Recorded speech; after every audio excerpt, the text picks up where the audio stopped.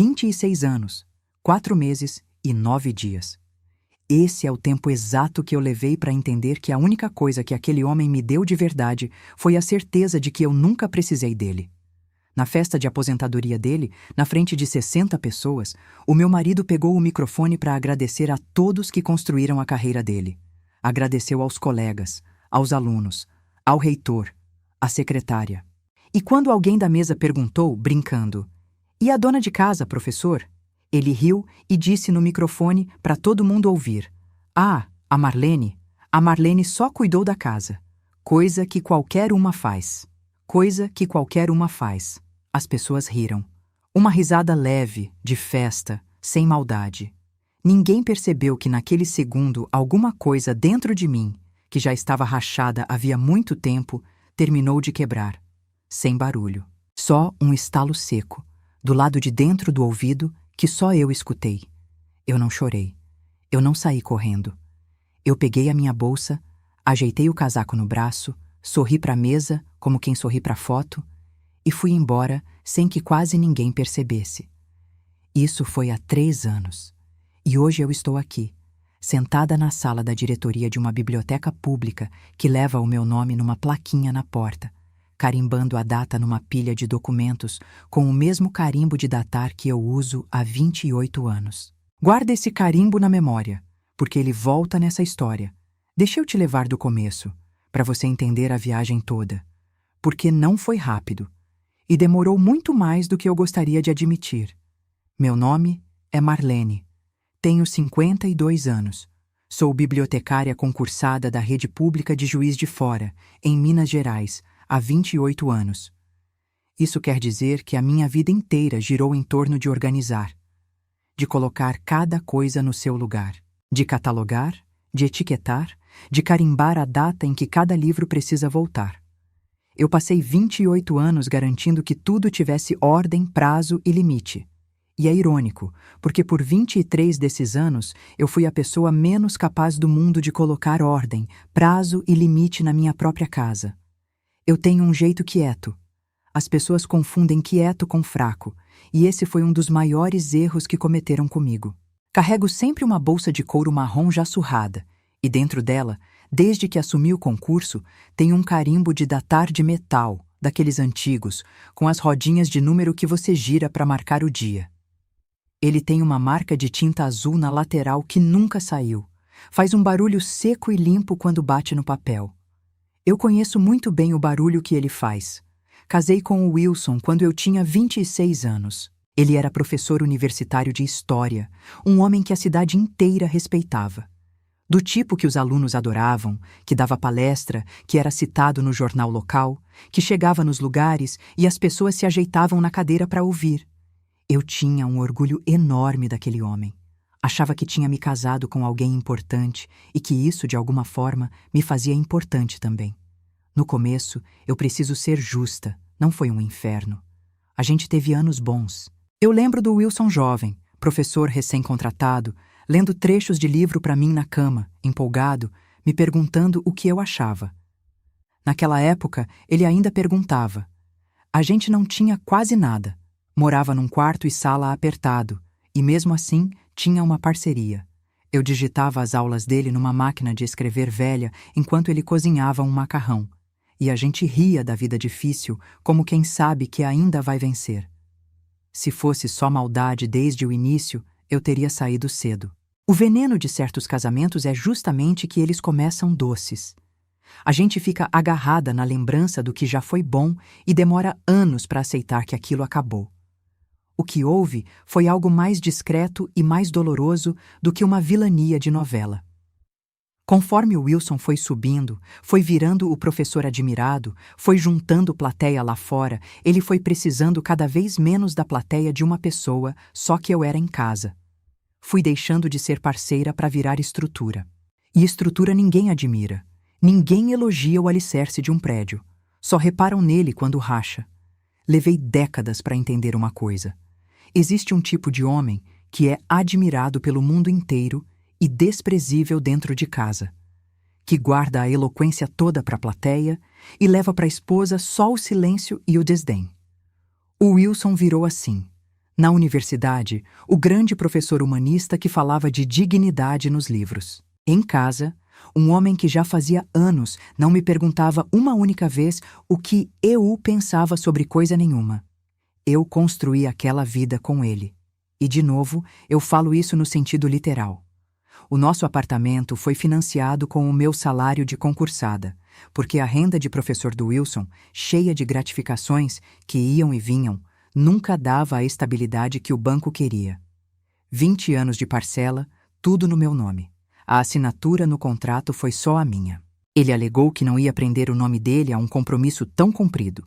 Sustentei o dia a dia daquela casa em silêncio enquanto ele escrevia os livros dele. Datilografei tese. Revisei artigo de madrugada. Recebi os alunos e os colegas dele em jantares que eu cozinhava sozinha e servia calada, enquanto ele brilhava na cabeceira da mesa falando de filosofia. Eu era a mulher que fazia a vida acontecer para que ele pudesse ter tempo de ser admirado. E ninguém, nem ele, nunca reconheceu isso. O reconhecimento todo ficava com quem aparecia. E quem sustenta uma casa raramente aparece. Teve um jantar, uns anos antes de tudo desabar, que ficou preso em mim como um retrato do casamento inteiro. A gente tinha convidado um casal, um colega novo da universidade e a esposa dele. Eu passei a tarde inteira cozinhando, arrumei a mesa com o cuidado de sempre, e durante o jantar, a conversa acabou caindo num assunto que, por acaso, era exatamente da minha área. Um debate sobre a preservação de documentos históricos, sobre arquivo, sobre memória. Eu, que cuido de acervo há quase 30 anos, comecei a falar. Contei de um método de conservação de papel antigo, uma coisa que eu conhecia de dentro, na prática. A esposa do colega se virou para mim, interessada de verdade, e me fez uma pergunta. E antes que eu respondesse, o Wilson soltou uma risadinha e disse: "Deixa que eu explico, gente, senão a gente fica aqui a noite toda. A Marlene entende do dia a dia da biblioteca, mas a parte teórica é comigo." E tomou a palavra. Falou por 10 minutos sobre a minha área, com metade do conhecimento que eu tinha, e a mesa toda ouvindo ele com admiração. Eu fiquei calada, com o garfo na mão, olhando para o meu próprio prato. E o pior não foi nem a interrupção. O pior foi que ninguém na mesa achou aquilo estranho, porque era assim que sempre tinha sido, e todo mundo já tinha se acostumado a não me ouvir, do mesmo jeito que eu tinha me acostumado a não falar. Naquela noite, lavando a louça sozinha depois que os convidados foram embora, eu me peguei pensando uma coisa que me assustou. Eu já nem sabia mais o som da minha própria voz numa conversa. Fazia tanto tempo que eu não terminava uma frase em público sem ser corrigida, emendada ou interrompida, que eu tinha simplesmente parado de começar. Teve uma decisão que eu carrego até hoje, e essa dói diferente das outras. Uns 10 anos antes daquela festa de aposentadoria, abriu a vaga de diretora da Biblioteca Central. Eu era a mais qualificada. 15 anos de casa, conhecia cada setor, tinha treinado metade da equipe. Era o cargo que eu merecia, com mais responsabilidade, um reconhecimento que eu tinha construído a vida inteira. Cheguei em casa animada. Contei para o Wilson com o coração batendo forte. Ele nem levantou os olhos do livro. Disse: "Marlene, pra que isso agora? Você não precisa desse desgaste. Cargo de chefia é dor de cabeça. E quem ia tocar a nossa casa?" Falou com a autoridade tranquila de quem decide a vida dos outros achando que está aconselhando. Eu recusei a vaga na semana seguinte. Deram para um rapaz que tinha entrado 10 anos depois de mim e que eu mesma tinha treinado. Essa é a decisão da minha vida que eu mais demorei a me perdoar. As outras eu ainda consegui fingir que não tinha percebido. Essa não. Essa eu enxerguei com total nitidez e me encolhi assim mesmo. Só muito tempo depois eu compreendi que aquilo não era covardia minha. Era a consequência de passar anos sendo apequenada até o ponto de eu mesma me apequenar sozinha, para facilitar a vida dele.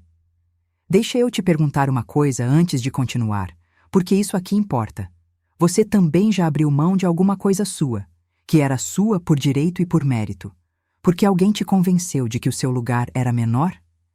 Escreve aqui embaixo para mim. Eu preciso saber se você me entende, porque essa história é sua também. Teve aviso, é claro. Sempre tem. Eu preferi fingir que não via, e disso eu não fujo. A conta desse fingimento também é minha. O primeiro sinal foi o silêncio. Não o silêncio de briga. O pior. O silêncio de indiferença.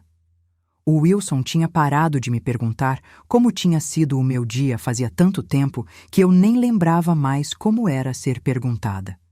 A gente jantava frente a frente e ele lia. Ou olhava o celular.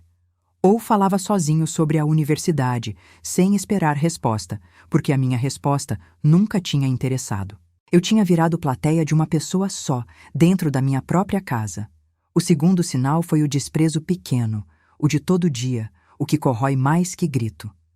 Quando eu falava alguma coisa na frente dos outros, ele corrigia. Sempre. Não é bem assim, Marlene. Você entendeu errado, Marlene. Deixa que eu explico. Ela confunde as coisas.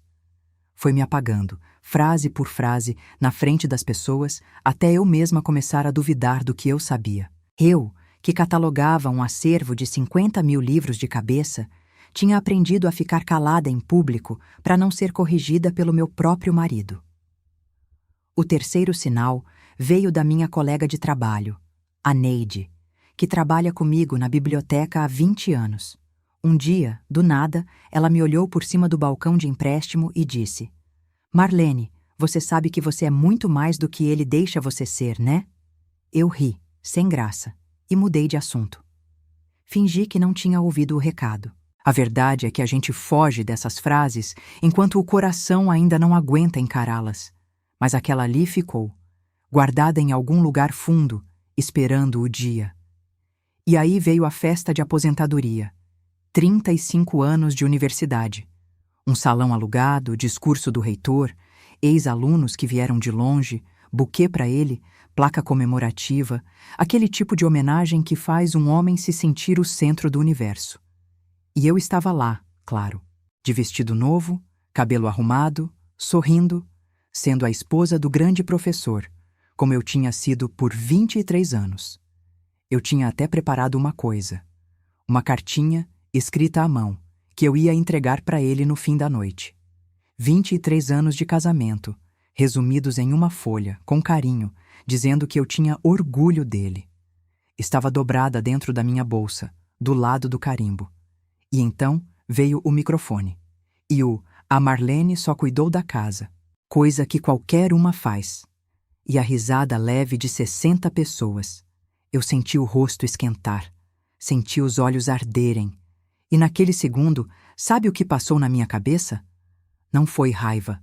Foi uma clareza tão nítida que quase doeu. Eu pensei, 23 anos. Financiei a casa onde ele mora.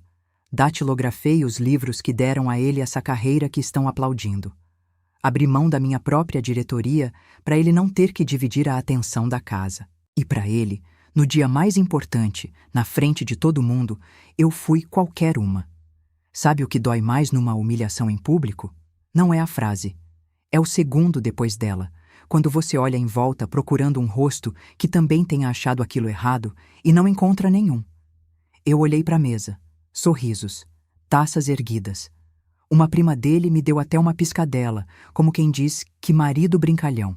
Ninguém tinha percebido que eu tinha acabado de ser apagada com uma frase, na frente de todos, no dia mais importante daquele homem, depois de 23 anos de vida entregue a ele. Eu não chorei. Foi estranho porque eu esperava chorar. Mas o que veio não foi choro. Foi uma calma esquisita, quase fria, como se uma parte de mim tivesse acabado de se levantar da cadeira e ido embora antes do resto do corpo. Eu tirei a carta da bolsa, aquela carta de amor de 23 anos, e deixei ela na mesa, ao lado do meu copo, sem entregar. Peguei a bolsa, me levantei devagar, ajeitei a cadeira no lugar e atravessei o salão inteiro em direção à porta. Passei pela mesa do bolo, pela roda de ex-alunos rindo, pelo reitor contando uma história, pela banda afinando o instrumento para a próxima música. Ninguém me parou. Ninguém perguntou aonde eu ia. Eu atravessei 60 pessoas que estavam ali, em parte, por causa de uma vida que eu tinha ajudado a construir, e saí por aquela porta tão invisível quanto eu tinha entrado, que é, no fundo, exatamente como eu tinha vivido aquele casamento inteiro, presente, essencial e invisível. No carro, antes de ligar o motor, eu abri a bolsa e olhei o carimbo de datar. Girei as rodinhas até marcar a data daquele dia e carimbei, com força, no verso da carta que eu não entreguei. Um carimbo seco, limpo, definitivo. Como quem registra a data de devolução de alguma coisa que estava emprestada havia tempo demais. Depois liguei o carro e fui para casa e comecei a planejar. Antes de eu te contar o que eu fiz, preciso te pedir uma coisa. Se essa história está mexendo com você, aperta o botão de inscrever aqui no canal e ativa o sininho.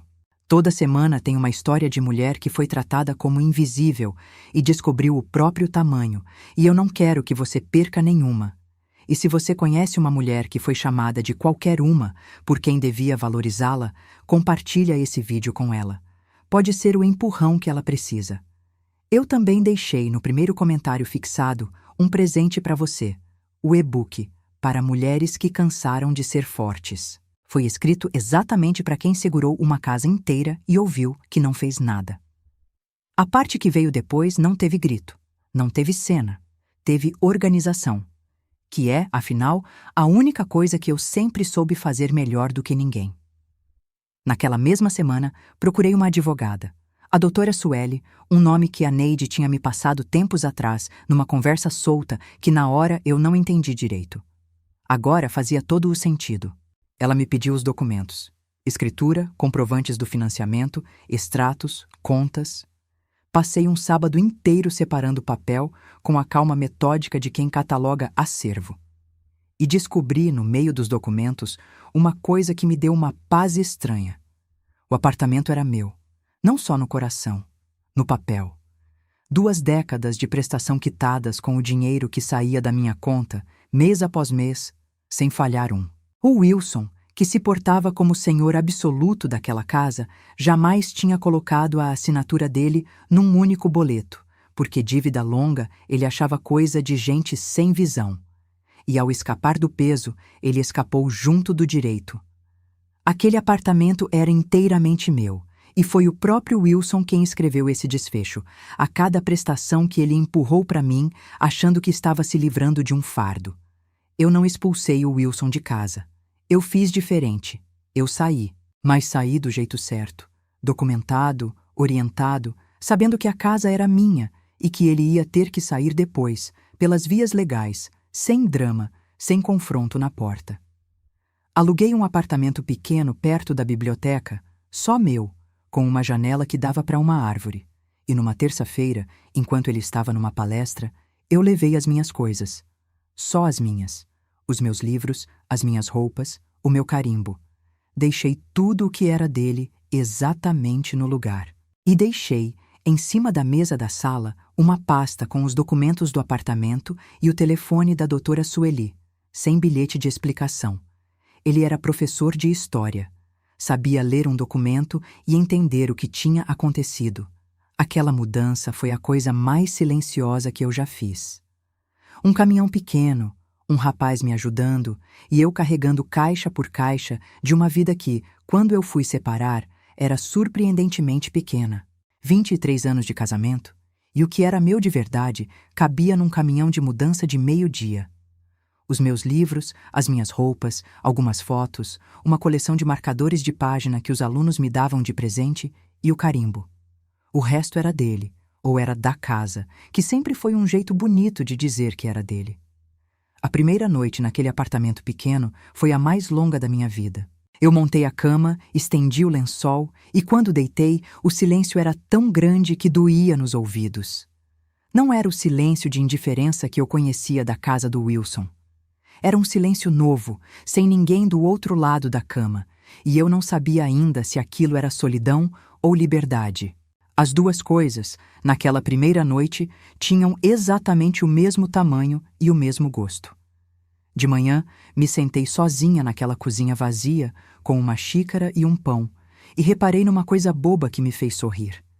Eu podia deixar a xícara em cima da mesa o tempo que eu quisesse. Não tinha ninguém para suspirar, para reclamar da bagunça, para me corrigir. Parece pequeno. Mas quando você passou 23 anos vivendo em função do humor de outra pessoa, poder deixar uma xícara na mesa é a primeira forma de liberdade que o corpo entende. Eu vou te contar a parte que quase ninguém tem coragem de contar, porque é a parte feia. Não foi alívio de uma vez. Foi um peso que sentou no peito e demorou para sair. As primeiras semanas foram as mais difíceis. Não de saudade dele, de medo. Aos 49 anos, morando sozinha pela primeira vez na vida. Eu tinha ido direto da casa do meu pai para a casa do Wilson e nunca, em 49 anos de vida, tinha dormido numa casa que fosse só minha. O silêncio daquele apartamento pequeno, nas primeiras noites, era ensurdecedor. Teve uma noite em que eu fui ao fundo. Foi uma quinta-feira qualquer. Eu tinha ligado a televisão só para ter barulho, tinha jantado em pé na pia e de repente me sentei no chão da sala, encostada no sofá, e pensei: e se ele estiver certo? E se eu for mesmo só isso, a mulher que só cuidou da casa? E se lá fora, sozinha, aos 49 anos, eu descobrir que não sou nada além do que ele disse que eu era? Fiquei ali no chão por muito tempo, com esse pensamento girando. E foi o carimbo que me trouxe de volta. Sério.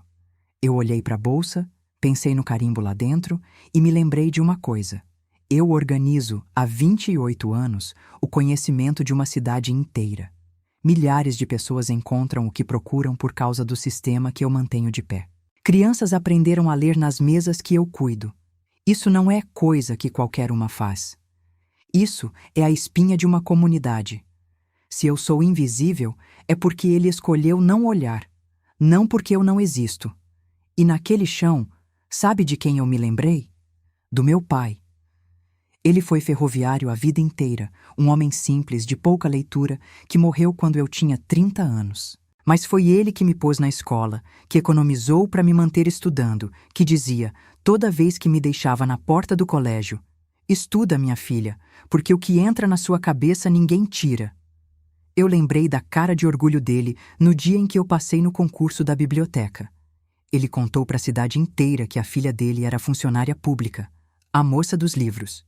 Para ele, eu nunca fui qualquer uma. Eu fui a maior conquista da vida dele. E ali no chão, eu pensei: como é que eu deixei um homem, em 23 anos, apagar aquilo que o meu pai levou uma vida para acender? Como é que eu troquei o orgulho do meu pai pela indiferença do Wilson? Aquela lembrança foi como uma mão me puxando para cima. Me levantei do chão. E naquela noite eu não virei outra pessoa. Mas eu decidi uma coisa. Eu ia parar de aceitar o tamanho que os outros me davam. Ia voltar a me medir pela régua do meu pai e não pela do homem que passou a vida me querendo pequena. Teve uma outra madrugada, já mais pra frente, em que eu quase amoleci do outro jeito. O celular vibrou tarde. Era o Wilson. Marlene, isso já foi longe demais. Você é uma mulher inteligente. Não faz esse escândalo de divórcio na nossa idade. Volta pra casa que a gente conversa. E eu travei, o dedo suspenso em cima da tela, a um toque de responder. Não porque eu ainda o quisesse. Era o cansaço. Era o pavor de começar tudo de novo sozinha aos 49. Era mais fácil voltar para o conhecido, mesmo o conhecido sendo ruim, do que encarar o desconhecido. Ser firme de madrugada, sozinha num apartamento vazio, é uma coisa completamente distinta de ser firme de dia, com o sol e a rotina te segurando. Mas eu botei o celular virado para baixo, do mesmo jeito que ele fazia comigo a vida inteira, e deixei a mensagem sem resposta. Quando o sol nasceu, eu continuava de pé, inteira, do meu jeito. Fiz café para uma pessoa só. E aquele café, tomado sozinha e em paz na minha própria cozinha, foi mais gostoso do que 23 anos de café tomado ao lado de um homem que não me via. Foi a Neide, a colega de 20 anos, quem me segurou naquele período. Ela apareceu no meu apartamento novo numa cesta, sem avisar, com uma marmita e uma garrafa de vinho barato. Sentou na minha cozinha meio vazia e não perguntou como eu estava. Só disse: "Vim inaugurar a sua casa com você." E ficou. Falou de bobagem, riu comigo, lavou a louça enquanto eu guardava. Antes de ir embora, ela colocou na minha mão um papel dobrado. Era um cartão simples e escrito atrás, com a letra dela: 180, Central de Atendimento à Mulher. Não é só para quando bate. É para quando some por dentro também. Liga se precisar.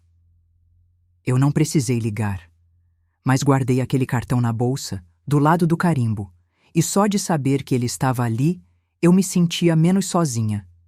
E foi a biblioteca, o meu trabalho, que me devolveu inteira. Porque apesar de todo aquele desmoronamento, eu não faltei um dia sequer ao trabalho. Continuei carimbando, catalogando, atendendo, sendo a Marlene firme que organiza o caos dos outros. Existe uma âncora que segura a gente quando todo o resto afunda, e é ter um canto no mundo onde você ainda é boa no que faz, ainda faz falta, ainda vale mais do que a mulher que foi ridicularizada num microfone. A biblioteca foi essa âncora para mim. E foi lá que eu percebi que estava mudando por dentro. Teve uma reunião de equipe, umas semanas depois da mudança, em que o chefe da época propôs cortar o horário de atendimento aos sábados para economizar. Antigamente eu teria ficado calada, mesmo discordando, do mesmo jeito que eu tinha aprendido a ficar calada em casa. Mas dessa vez, sem nem pensar direito, eu levantei a mão e falei. Falei do movimento de sábado, das mães que só conseguem trazer os filhos no fim de semana, dos estudantes que usam a biblioteca porque não têm computador em casa. Falei com dados, com números, com a segurança de quem conhece aquele lugar melhor do que ninguém. Quando terminei, teve um silêncio e o chefe disse: a Marlene tem razão. Vamos manter o sábado." Foi a primeira vez em anos que uma sala inteira parou para me ouvir e concordou comigo. Eu voltei para minha mesa com o coração batendo e demorei a entender por quê. Depois entendi. Eu tinha acabado de descobrir que a minha voz ainda funcionava. Ela só tinha ficado trancada tempo demais. Deixa eu te perguntar uma coisa aqui, olho no olho, porque eu sei que tem muita gente que se reconhece nisso. Há quanto tempo você não termina uma frase sem alguém te interromper? Há quanto tempo você não fala uma opinião sua sem já vir pedindo desculpa antes? Escreve aqui para mim. Eu quero muito saber quantas de nós aprenderam a ficar caladas sem nem perceber. E teve outra coisa que voltou para mim naqueles meses, uma coisa pequena que me fez chorar quando eu percebi. Eu voltei a ler. Parece bobagem, eu sei, uma bibliotecária dizer que voltou a ler, mas é que ao longo daquele casamento eu tinha parado de ler para mim. Eu vivia cercada de livros o dia inteiro no trabalho, catalogava, indicava, cuidava de milhares deles, mas fazia anos que eu não abria um só pelo prazer de me perder nele. Porque em casa, o tempo de leitura era do Wilson. O silêncio da sala era para ele estudar. Se eu sentasse com um romance, sempre aparecia alguma coisa para fazer, um jantar, uma revisão de artigo dele, Marlene, você viu onde eu deixei tal coisa? Sem eu perceber, eu tinha desistido até dos livros, que sempre foram a coisa que eu mais amei na vida. Numa noite, no meu apartamento pequeno, eu me sentei na poltrona ao lado da janela da árvore, abri um romance que estava na minha lista fazia uns 15 anos e li até 3 da manhã, sem culpa, sem ninguém me chamando. E quando eu fechei o livro de madrugada, com os olhos ardendo de sono e de emoção, eu pensei: essa aqui é a Marlene. Ela nunca morreu. Ela só tinha sido posta numa prateleira alta, no fundo, esperando alguém ter coragem de ir buscá-la de volta. O divórcio levou 8 meses. O Wilson, o grande humanista, tentou de tudo. Contestou o apartamento, alegou esforço conjunto, trouxe até um argumento sobre a contribuição intelectual do lar. A doutora Sueli espalhou na mesa da audiência 2 décadas de boletos quitados, um a um, com a minha assinatura e a minha renda em cada um deles. O juiz perguntou ao Wilson o que ele tinha para provar que tinha bancado alguma coisa. Ele abriu a boca e não saiu nada. Porque não havia nada. O apartamento foi reconhecido como meu, inteiro, como sempre tinha sido na prática. Na audiência final, eu fui sozinha. Roupa simples, dessas que eu uso na biblioteca, cabelo preso. O Wilson chegou de terno, sorrindo para o escrivão, cumprimentando a estagiária pelo nome, espalhando o charme de professor querido que sempre abriu portas para ele. Mas naquela sala, o charme não comprava nada. Ali valia prova, e prova quem tinha era eu, arquivada e datada com a precisão de quem faz isso há 28 anos. Quando a juíza deslizou a sentença para eu assinar, eu abri a bolsa e, por hábito, quase peguei o carimbo antes da caneta. Sorri sozinha. Assinei o meu divórcio com a mão firme, a mão de quem passou a vida colocando as coisas no devido lugar e finalmente estava colocando a própria vida também. Guardei a via da sentença na bolsa, do lado do carimbo e do cartão da Neide, e fui embora daquela sala com o passo firme, deixando ele para trás, coisa que em 23 anos eu nunca tinha feito. Agora eu preciso te contar a virada, porque foi ela que deu sentido a tudo. 3 meses depois do divórcio, a vaga de diretora da Biblioteca Central abriu de novo. A mesma que eu tinha recusado 10 anos antes por causa dele. O rapaz que tinha ficado com ela na época estava se aposentando. Dessa vez, não teve ninguém em casa para me dizer que eu não devia. Não teve ninguém para me convencer de que o meu lugar era menor. Eu me inscrevi. E não só me inscrevi. Eu montei um projeto de modernização do acervo, de círculos de leitura para idosos, de um cantinho infantil, tudo o que eu tinha sonhado calada por tantos anos. No dia da defesa do projeto diante da banca, eu confesso que a mão tremeu na hora de entrar na sala. Tinha 3 pessoas da Secretaria de Cultura sentadas atrás de uma mesa comprida, com o meu projeto impresso na frente delas. Por um segundo, a voz antiga do Wilson tocou na minha cabeça. Pra que isso agora, Marlene? Você não precisa desse desgaste. Mas aí eu abri a minha pasta, coloquei o carimbo de datar em cima da mesa, do meu lado, quase como um amuleto, e comecei a falar. E aconteceu uma coisa que eu não esperava. Assim que eu comecei a falar da biblioteca, o medo foi embora. Porque aquilo era o que eu mais conhecia no mundo. Eu falei por 40 minutos sem gaguejar, respondi cada pergunta, defendi cada ideia. Quando terminei, uma das mulheres da banca tirou os óculos e disse: "Faz 28 anos que a senhora está nessa rede e nunca ocupou um cargo de chefia? Como é que a gente deixou isso passar?" Eu quase chorei ali. Mas segurei, porque diretora que ia ser não chora na frente da banca. Chora depois, no carro, de alívio. Eu passei. Assumi a diretoria da Biblioteca Central aos 50 anos, 11 anos depois de ter aberto mão dela por causa de um homem que não queria me ver crescer. E não parou aí. Aquele projeto que eu tinha apresentado quase como sonho virou real. O cantinho infantil abriu, e hoje tem tarde de contação de história com o salão cheio de criança sentada no chão. O círculo de leitura para idosos encheu de senhores e senhoras que moravam sozinhos e encontraram ali um motivo para sair de casa toda semana. Teve uma senhora, a dona Cabral, de 78 anos, que me disse com os olhos molhados que aquele círculo de leitura tinha sido a primeira coisa em 10 anos que fez ela se sentir viva de novo. Eu voltei para casa naquele dia e chorei. Mas foi um choro bom, desses que lavam, porque eu percebi que a mulher que o Wilson chamou de qualquer uma estava mudando a vida de gente que ele, com todos os livros e todas as palestras dele sobre humanidade, nunca tinha tocado de verdade. Teve um menino, o Cauã, de 9 anos, que começou a vir todo dia depois da escola porque em casa não tinha sossego para fazer a lição. Eu arrumei um cantinho para ele, dava um lanche escondido às vezes, ajudava com a tarefa de português. Uns meses atrás, a mãe dele veio me agradecer chorando, dizendo que o menino tinha melhorado as notas todas e que só falava da tia da biblioteca. Eu pensei no Wilson, que passou a vida escrevendo sobre a importância da educação em livros que só outros professores liam, e ali estava eu, mudando a nota de um menino de verdade, com um cantinho e um lanche. É isso que ninguém te conta. Às vezes, a pessoa que dá palestra sobre humanidade num salão é justamente a que menos toca um ser humano de verdade. Foi aí que eu entendi qual era a diferença entre nós dois. O Wilson passou a vida falando sobre as pessoas, de cima de um palco. Eu passei a vida servindo as pessoas, de dentro de uma biblioteca. Ele colecionava admiração. Eu construía sentido, e no fim, admiração é uma coisa que seca quando você para de aparecer. Sentido não. Sentido fica. No dia em que saiu o resultado, foi a Neide a primeira pessoa que eu procurei. Ela largou o que estava fazendo no balcão, veio, me abraçou apertado e chorou mais do que eu. No meio do abraço, ela disse no meu ouvido uma coisa que eu vou levar para sempre.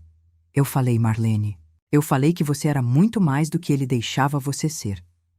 Era o recado de anos atrás, aquele que eu tinha fingido não ouvir por cima do balcão de empréstimo, voltando para mim no dia em que ele finalmente tinha virado verdade. A gente às vezes precisa de uma pessoa que enxergue o nosso tamanho antes da gente ter coragem de enxergar. A Neide foi essa pessoa para mim, e eu nunca vou conseguir agradecer o suficiente.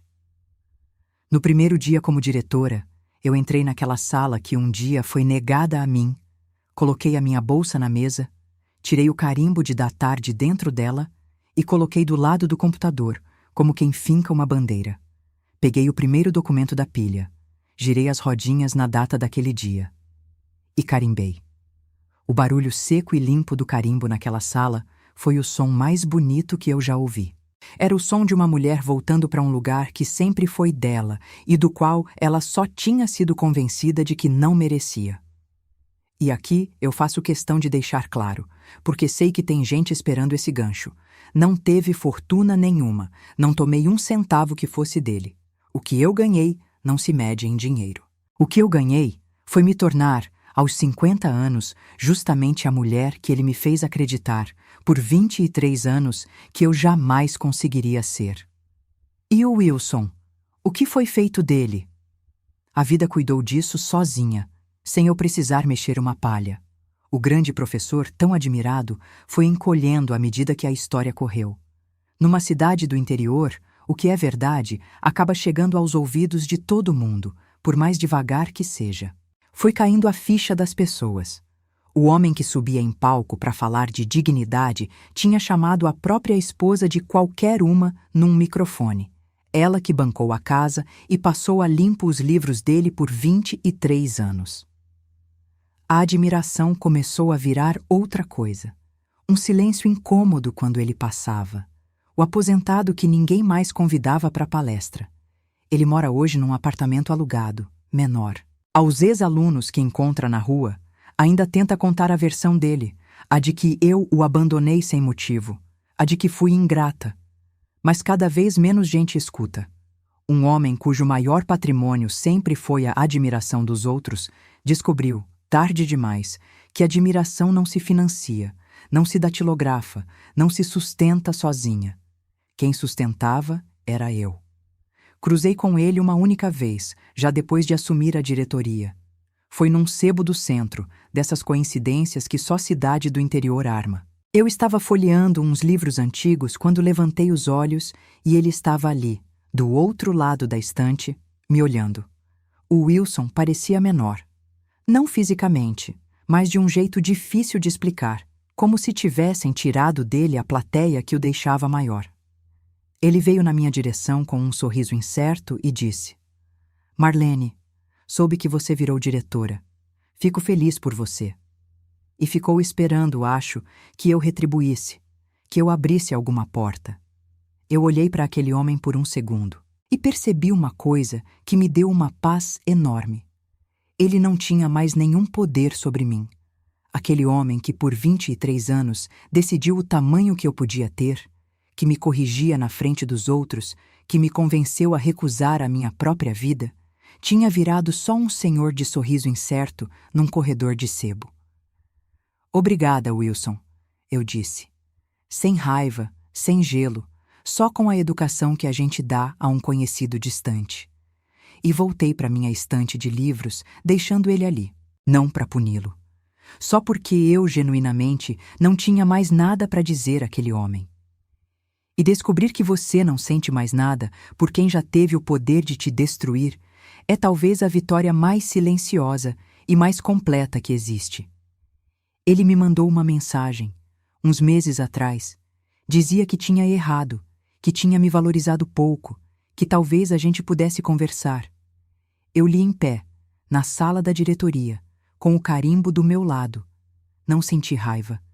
Não senti alegria com a queda dele. Senti só um encerramento calmo. Aquela distância serena de quem olha uma coisa antiga que já não faz mais parte da sua vida. Não respondi. Girei a rodinha do carimbo para a data do dia, carimbei o próximo documento da pilha e voltei ao meu trabalho. Que é, no fim das contas, a resposta mais completa que eu poderia ter dado. Chegou um novo afeto, sim, mas de um jeito sereno que nunca tinha feito parte da minha vida. O nome dele é Otávio, também professor de história aposentado, só que o contrário do Wilson em tudo que de fato conta. Conheci ele na biblioteca, claro, procurando um livro antigo. A diferença é que quando eu falo, o Otávio para o que está fazendo e me escuta. Ele me pergunta o que eu penso e espera a resposta. Ele já me disse, olhando para a mesma mulher que passou 23 anos sendo chamada de invisível, que a coisa que mais admira em mim é a forma como eu coloco ordem no mundo em volta. Isso não é pequeno, Marlene, ele disse. Isso é raro. Às vezes a gente não precisa mudar, só precisa parar na frente de alguém que enxerga direito. Eu vou te contar um momento em que eu soube que o Otávio era de um outro tipo. A gente estava tomando um café no comecinho, ainda naquela fase de se conhecer com cuidado de quem já se queimou. E eu, por hábito velho, comecei a contar uma opinião minha sobre um livro, e no meio da frase me interrompi sozinha e falei, mas deixa besteira minha. Foi automático. 23 anos de treino para achar que a minha opinião era besteira. E o Otávio pousou a xícara, me olhou sério e disse, não era besteira não, termina. Eu quero ouvir o que você ia dizer. E ficou esperando.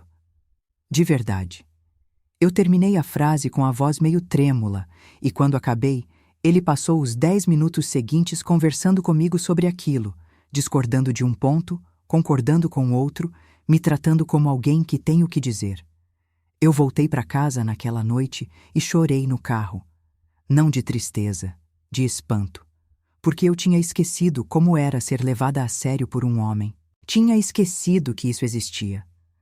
Não é um romance de novela, a gente já não tem idade nem vontade para isso.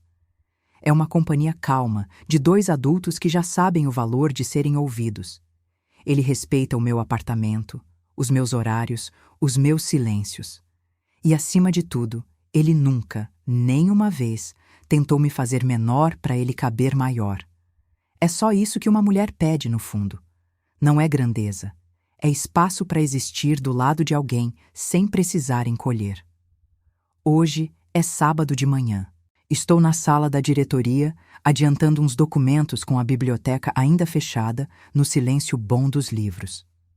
Na plaquinha da porta está o meu nome, e embaixo, diretora. Na bolsa, do lado da carteira, continua o carimbo de datar de 28 anos, com a marca de tinta azul na lateral que nunca saiu.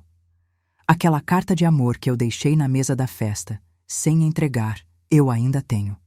Guardei numa gaveta, com a data carimbada no verso. Não porque doa, porque é o registro da data exata em que eu parei de me devolver de graça para quem não me valorizava. E eu preciso falar uma coisa direto para você, que ficou até aqui comigo. Se você está ouvindo essa história e uma parte de você se reconheceu, se você é a que segura a casa e ouve que não faz nada, a que abriu mão de um sonho para não incomodar, a que aprendeu a ficar quieta para não ser corrigida, eu quero que você guarde uma coisa que me custou 50 anos para aprender. O tamanho que os outros te dão não é o seu tamanho de verdade, é só o tamanho que serve a eles. O Wilson me quis pequena porque uma mulher pequena não faz sombra, mas sombra a gente só faz quando tem luz própria.